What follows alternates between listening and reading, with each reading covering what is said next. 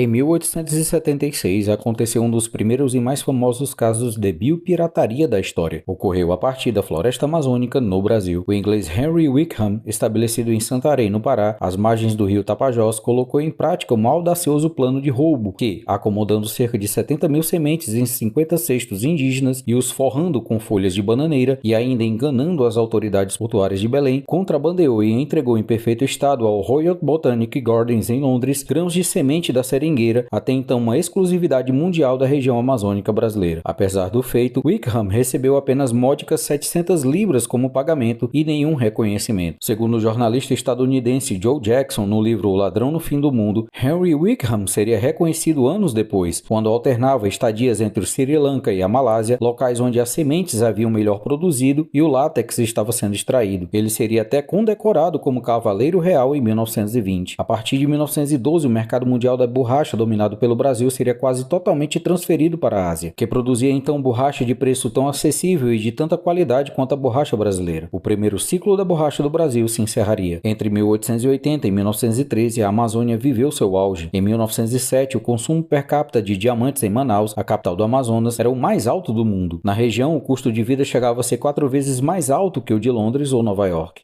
Manaus foi a primeira cidade da América do Sul a ter uma rede de bondes elétricos. Em 1906, pelas águas do Rio Negro, escoaram riquezas suficientes para pagar 40% da dívida anual do Brasil. Em 1913, a região do ciclo da borracha viu a bancarrota e a falência. A Ásia, sob o predomínio do colonialismo inglês, seria líder mundial absoluta da produção de borracha num período de vertiginosa ascensão do mercado mundial de automóveis e muitos outros produtos que careciam do látex. Contudo, entre os anos 1930 e início dos anos 1940, sua produção sofreu um duro golpe. A campanha expansionista japonesa que passou a controlar os países produtores de borracha, tornando-se a principal fornecedora para países como a Alemanha e Itália, que naquele início dos anos 1940 já estavam em guerra contra a Inglaterra e os demais países que encabeçavam o grupo dos aliados, interrompendo também o predomínio inglês sobre o mercado asiático. Entretanto, o controle japonês seria também interrompido ao final de 1941, a partir da contraofensiva estadunidense após o ataque à base de Pearl Harbor em dezembro daquele ano. Nos 11 meses seguintes, adentrando o ano de 1942, a ofensiva dos estadunidenses fez com que os japoneses recuassem dos seus territórios anexados, resistindo apenas no Mar Asiático Oriental, Oceano Pacífico e território original. As batalhas da Segunda Guerra Mundial na Ásia e os conflitos na Europa fizeram eclodir uma grande crise de produção da borracha, fazendo-a declinar em cerca de 97%, escasseando o produto em um período de grande demanda para os equipamentos e veículos de guerra. Entretanto, os Estados Unidos já haviam lembrado da antes maior produtora da borracha no mundo, a Amazônia brasileira. Por pressão dos Estados Unidos, o governo brasileiro, sob a presidência de Getúlio Vargas, rompeu relações diplomáticas com os países do eixo. Já em 1941, por meio dos chamados Acordos de Washington, o Brasil se comprometeu a produzir a borracha que os Estados Unidos precisava para abastecer os demais países aliados e outros países sedentos pelo produto. Contudo, Getúlio Vargas se viu em apuros ao descobrir que toda a mão de obra disponível na região amazônica não chegava perto do necessário para cumprir os acordos e fornecer a borracha demandada. Os seringais estavam com cerca de 35 mil trabalhadores e o governo precisava assegurar pelo menos 100 mil seringueiros para aumentar a produção anual de látex de 18 mil para 45 mil toneladas, como previa o acordo. Para a sorte de Getúlio, dos Estados Unidos, dos países aliados e do capitalismo mundial, mas, por outro lado, para grande azar e sofrimento dos sertanejos nordestinos, mais uma grande seca foi declarada na região Nordeste em março daquele ano de 1942, o que faria desprender dos sertões áridos uma grande reserva de mão de obra que seria empurrada para os seringais amazônicos. Após o ano de 1941 ter passado com grave escassez de chuvas, já ao início de 1942, levas de retirantes chamados de flagelados se deslocavam dos sertões nordestinos para os centros urbanos em busca da assistência governamental. Segundo o historiador Frederico de Castro Neves, no livro A Multidão e a História, os retirantes adventícios ao centro urbano de Fortaleza já estavam sendo conduzidos para novos campos de concentração nos primeiros meses daquele ano, repetindo as experiências das secas de 1915 e 1932, tentando afastar os maltrapilhos sertanejos das ruas da capital cearense. Contudo, sob ordens do então interventor do Estado, Francisco de Menezes Pimentel, em outubro de 1942, todos os flagelados foram agrupados em um único campo de concentração, o do Alagadiço, que seria posteriormente chamado apenas de albergue, local local que foi dedicado para a seleção e remigração dos flagelados para as fazendas de borracha na região norte, entre os anos de 1942 e 1945, chamado de Segundo Ciclo da Borracha, ou pelo próprio Getúlio Vargas de Batalha da Borracha, em alusão ao estado de guerra em que estava o mundo. Cerca de 50 mil nordestinos foram deslocados para a região amazônica, sendo que cerca de 30 mil deles eram cearenses. Tanto o presidente Getúlio Vargas, o interventor Menezes Pimentel e a imprensa o chamaram de soldados da borracha. O governo fez grande campanha publicitária no rádio e imprensa escrita para convencer a maioria de nordestinos fugidos da seca. Chegou a contratar o publicitário e músico Jean-Pierre Chablot para ilustrar campanhas onde apresentava a Amazônia como local de fartura e esperança. Em 1943, mesmo com a queda de chuvas e a diminuição do número de flagelados dos centros urbanos, a campanha de remigração continuou e o governo do chamado Estado Novo criou o Serviço Especial de Mobilização de Trabalhadores para a Amazônia, o CEMITA, com sede na capital cearense, Fortaleza. Ali, o campo de concentração do Alagadiço, chamado então de albergue, foi reinaugurado com o nome de Hospedaria Getúlio Vargas, com capacidade para acomodar 1.200 pessoas que seriam alimentadas e inspecionadas até seu envio para o extremo norte brasileiro. O Segundo Ciclo da Borracha, ou Batalha da Borracha, salvou o mercado mundial da borracha do colapso e garantiu a vitória dos aliados na guerra e o predomínio estadunidense como grande fornecedor mundial da borracha nos anos seguintes. Os soldados nordestinos da borracha, dos quais cerca de 30 mil morreram durante aquele período, principalmente em decorrência da malária, garantiram a vitória. Contudo, você não verá placas em sua homenagem, medalhas, condecorações, honrarias e seus nomes citados como heróis de guerra. Mais uma vez, o sertanejo, que certa vez Euclides da Cunha afirmou ser antes de tudo um forte, serviu para suprir e sustentar seu país e o mundo por um salário de fome, miséria